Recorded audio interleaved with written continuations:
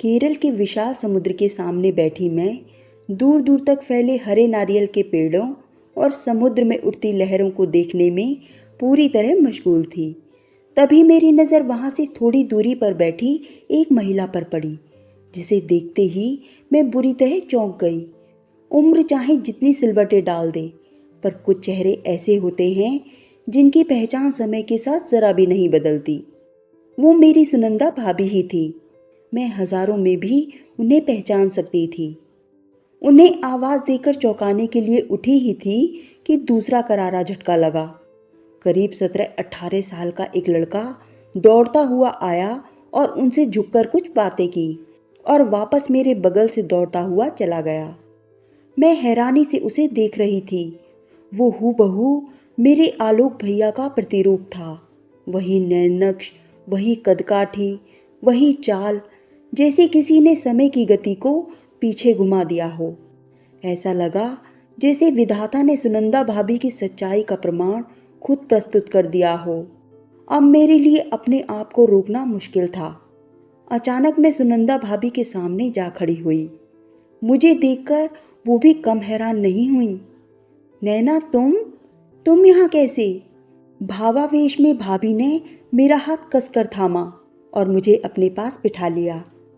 कभी कभी शब्दों से ज्यादा स्पर्श की भाषा मुखर हो उठती है।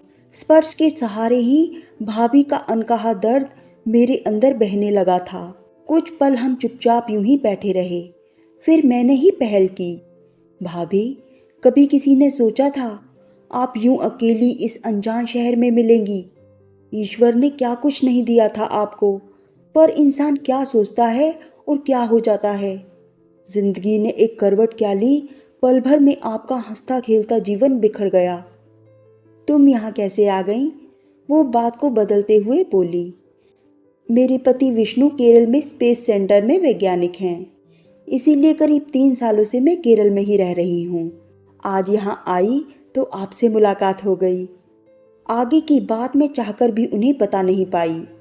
कैसे बताती कि आज सुबह सुबह ही भैया का फ़ोन आया था कि वो कॉलेज के विद्यार्थियों के साथ एजुकेशनल टूर पर यहाँ आए हुए हैं और पास ही एक होटल में रुके हुए हैं। उनके पास ज़्यादा समय नहीं था, इसलिए मैं ही उनसे मिलने चली आई थी।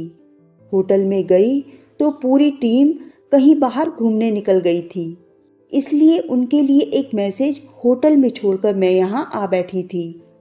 आप आजकल कहाँ हैं और क्या कर रही हैं? मैं भी यहीं केरल में ही रहती हूँ और यहीं के एक स्कूल में पढ़ाती हूँ। फिर उठते हुए बोली, नैना, तुम कहीं जाना मत, मुझे ढेर सारी बातें करनी हैं। मैं 15-20 मिनट में लौटकर यहीं आती हूँ। इतना बोलकर अपने जीवन में एक बार फिर आने वाले तूफानों से बेखबर वो एक तरफ तेजी से बढ़ गई और मैं वहीं बैठी नियति के खेल को समझने की कोशिश कर रही थी। जिस दर्द को समय ने भुला दिया था, वो आज फिर से दंश दे रहा था। अरसे बाद मेरा चंचल मन एक बार फिर पटना के उस हवेली नुमा मकान में जा पहुंचा, जहां कभी हमारा संयुक्त परिवार रहता था। और उस संयुक्त परिवार में सुनंदा भाभी बहू बनकर आई थी। उस बड़े से संयुक्त परिवार में रहने वाले हर सदस्य की उनसे कुछ खास अपेक्षाएं थीं, खास तौर से उनके देवरों और नंदों की, जिन्हें जानने समझने में भाभी को ज़्यादा देर नहीं लगी। और देखते ही देखते अपने निश्चल, निर्मल और हंसमुख स्वभाव के कारण वो सभी की प्रिय बन गई थीं। वो अक्सर ही गंभीर बातों को भी हंसी में उड़ाकर कितने ही संभावित क्लेश को टाल देती थीं। आलोक भैया तो उन पर जान छिड़कते थे। घर में जब तक रहते उनके आसपास ही मंडराते रहते, उनसे बातें करने का अवसर ढूंढते रहते। भैया भाभी का यही प्यार माँ को रास नहीं आता था। जिस बेटे पर उनका एक छत्र अधिकार था, उसका बंटवारा उन्हें दुखी करता। अपने ईर्ष्यालु स्वभाव के कारण माँ छोटी छोटी बातों पर भी भाभी को अपने व्यंग बाण से घायल करती रहती। भाभी एक सरकारी स्कूल में इंग्लिश पढ़ाती थी। उनकी ये आर्थिक स्वतंत्रता भी माँ को नहीं सुहाती थी। माँ के साथ उनके चाहे जैसे संबंध रहे हों, पर मुझसे उनका रिश्ता अंतरंग सहेलियों जैसा था। भाभी माँ का काफ़ी सम्मान करती थी, इसीलिए कभी भी उनकी बातों का बुरा नहीं मानती थी। पर वहीं दूसरे के साथ हो रहे किसी भी तरह के अत्याचार को ज़्यादा देर बर्दाश्त नहीं कर पाती थी। इन सब बातों के बावजूद हमारे अलग अलग मति गति वाले उस बड़े से परिवार को उन्होंने पूरी तरह से बांध रखा था। पर एक दिन उनके सुखी घरौंदे को भी किसी की काली नजर लग गई। दुर्भाग्य के एक भूकंपी झटके ने उनके घरौंदे को ऐसा धराशायी किया कि उसका तिनका तिनका बिखर गया। कठिन से कठिन हालातों को भी आसानी से संभालने वाली भाभी भी यहाँ टूट गई। उस दिन चिल्ड्रंस डे था। भाभी के स्कूल में बच्चों को साथ लेकर शिक्षक और शिक्षिकाएं पिकनिक के लिए बोधगया गए हुए थे। लौटते समय अंधेरा हो गया था। अचानक रास्ते में 5 बसों में से एक बस को उग्रवादियों ने अपने कब्जे में ले लिया और उसे लेकर जंगल में चले गए। बदकिस्मती से उसमें सुनंदा भाभी भी थी। 2 दिनों तक सरकार से उग्रवादियों की बातें होती रहीं। वे बंधकों को छोड़ने के बदले अपने कुछ साथियों को छुड़वाना चाहते थे। अपनी मांगें पूरी नहीं होने पर बच्चों और शिक्षिकाओं को लेकर तरह तरह की धमकियां दे रहे थे। भूखे प्यासे बच्चे बेहद घबराए हुए थे।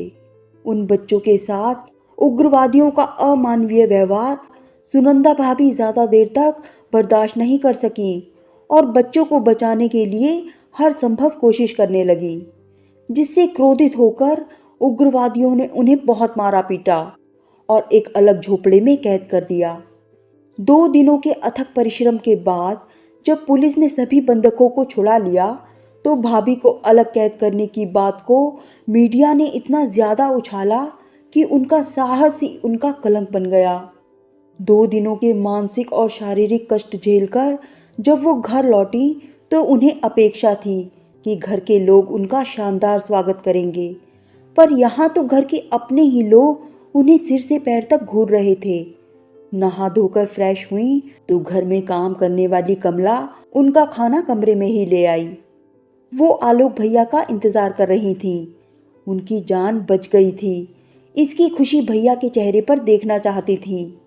आलोक भैया आए भी तो एक मायूस सी मुस्कान चिपकाए। उनके चेहरे पर टिकी 2 आंखों में पल रहा संदेह और विश्वास साफ दिख रहा था। थोड़ी देर की चुप्पी के बाद बोले, तुमको 2 दिनों तक उन लोगों ने सबसे अलग एक झोपड़े में बंदी बनाकर रखा। क्या तुम मेरे सिर की कसम खाकर कह सकती हो कि उन लोगों ने तुम्हें छुआ तक नहीं? सुनंदा भाभी को ऐसा लगा जैसे किसी ने उनके दिल को निकालकर कांटों पर फेंक दिया हो। दर्द के गहरे एहसास से उनका सर्वांग थरथरा उठा। पति के एक प्रश्न ने जैसे उन्हें बहुत ऊंचाई से गिरा दिया। पैरों तले की जमीन खींच ली। वो निर्वाक खड़ी पति को निहारती रह गईं। किसी तरह अपने को संभालते हुए बोली, क्या हो गया है आपको? भले ही मुझे मारा पीटा गया, भूखा रखा गया, पर वैसी कोई बात नहीं हुई जैसी आप कह रहे हैं। इतना कुछ कहने पर भी पति की आंखों में शक कम नहीं हो रहा था। मनगढ़ंत किस्सों से माहौल गर्म था। पत्नी मौत के मुंह से निकलकर आई थी। उसकी मानसिक स्थिति का ख्याल किए बिना पति उसकी अग्नि परीक्षा में जुटा था। तत्काल दोनों अपने अपने खोल में सिमट गए थे। 1 महीना गुजरते गुजरते जब भाभी को पता चला कि वो माँ बनने वाली हैं, तो आलोक भैया के साथ साथ घर के लोगों के व्यंग बाण उनके मर्म पर नश्तर चुभ होने लगे थे। ऐसी बातें तो हवा के संग रुई के फाहों सी उड़ती पल भर में फैल जाती हैं। इन बातों को नमक मिर्च लगाकर लोगों ने इतना दुष्प्रचार किया कि भाभी का सांस लेना दूभर हो गया।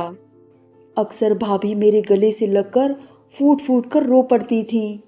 भैया की निरर्थक संदेह ने सिर्फ उनके निर्दोष दामन पर ही दाग नहीं लगाया था, अजन्मे शिशु को भी कलंकित किया था। पति ने उनके स्वाभिमान को ही नहीं, उनके मान सम्मान को भी ठेस पहुंचाई थी। जिस पति पर उन्हें गर्व था, जिससे उन्हें प्यार और सुरक्षा की सबसे ज्यादा उम्मीद थी, उसी ने उनके वजूद की धज्जियां उड़ा दी थी। मैं भी ये सोचकर हैरान थी कि अगर दुर्भाग्यवश ऐसा वैसा कुछ हो भी गया होता तो इसमें भाभी का क्या दोष था। रिश्ते तो मन से जुड़ते हैं और विश्वास पर टिके होते हैं। जब उसी विश्वास में दरार पड़ जाए तो उसी पहले की तरह जोड़ना नामुमकिन होता है। पति द्वारा दी गई उपेक्षा देख उनका आहत मन तड़प उठा था। उस समय उन्होंने तलाक का कठिन निर्णय लिया। आपसी समझौते से जल्दी ही उन दोनों का तलाक हो गया। बिन माँ बाप की सुनंदा भाभी का एकमात्र भाई भी दूर केरल में रहता था, जिसे अभी तक भाभी ने कुछ भी नहीं बताया था। तलाक के बाद नए आश्रय की तलाश में उन्होंने एक बार फिर मायके की ओर रुख कर लिया था। घर के किसी सदस्य को कोई चिंता नहीं हुई कि वो कहाँ जाएंगी। जब घर से निकली तब उनके हाथों में एक सूटकेस में सिर्फ कुछ जोड़ी कपड़े थे। गहने और ढेरों कीमती सामान जो उनकी शख्सियत का हिस्सा बन गए थे, उसे वहीं छोड़ दिया था उन्होंने। आलोक भैया भी उनके जाने के बाद सुखी नहीं रह पाए। भले ही पहले की तरह यूनिवर्सिटी जाने लगे थे, फिर भी पहले की तरह सामान्य नहीं रह पाते थे। यहाँ वहाँ व्याकुल से भटकते रहते। एक निरर्थक शक ने 3 जिंदगियां तबाह कर दी थीं, जिसे वो समझकर भी नहीं समझ पा रहे थे। मैं अतीत में खोई हुई थी कि तभी भाभी लौट आईं। साथ में खाने पीने का कुछ सामान भी था। कुछ औपचारिक बातों के बाद मैं खुद को रोक नहीं सकी। एक बात पूछूं भाभी? आप सब कुछ छोड़ यूं आसानी से हथियार डालकर वहां से वापस चली आईं। आपको नहीं लगता कि अपने साथ हुए अन्याय का आपको कसकर विरोध करना चाहिए था? शायद आपका घर टूटने से बच जाता। अपने लिए न सही, अपनी होने वाली संतान के अधिकारों के लिए लड़ना ही चाहिए था। मेरी बात सुनकर वो बोली, नैना, ये तो खुद को छलने जैसी बात हुई। तुम ही बताओ, क्या आलोक जी मेरी अग्नि परीक्षा लेकर भी मेरे बेटे नील को दिल से अपना पाते? शायद कभी नहीं। जो इंसान अपनी पत्नी की ढाल न बन सका, वो अपनी संतान की ढाल क्या बनता, जिसे वो सारे फसाद की जड़ समझते थे। ऐसे कमजोर पिता की संतान को बाहर के लोगों से पहले घर के लोगों के ताने उलाहने ही कुंठित कर देते। ये मैं कैसे बर्दाश्त कर पाती? औरत चाहे कितनी भी पत्थर क्यों ना हो, अपनी संतान के भविष्य से समझौता नहीं कर सकती। दूसरी बात, कभी आलोक जी मुझसे प्यार करने का दावा करते थे, लेकिन जिंदगी के सबसे नाजुक मोड़ पर मुझे अकेला कर दिया। जिस समय मुझ पर गंदे इल्जाम लगाए जा रहे थे, व्यंग बाण चलाए जा रहे थे, उस समय मेरी ढाल बनने के बदले कायरों की तरह उन लोगों के खेमे में जा खड़े हुए, जहां लोग उनकी पत्नी का ही तमाशा बना रहे थे। उन्हें ये ख्याल न रहा कि उनकी पत्नी भी एक इंसान है, उसकी भी कोई इज्जत है, मान मर्यादा है।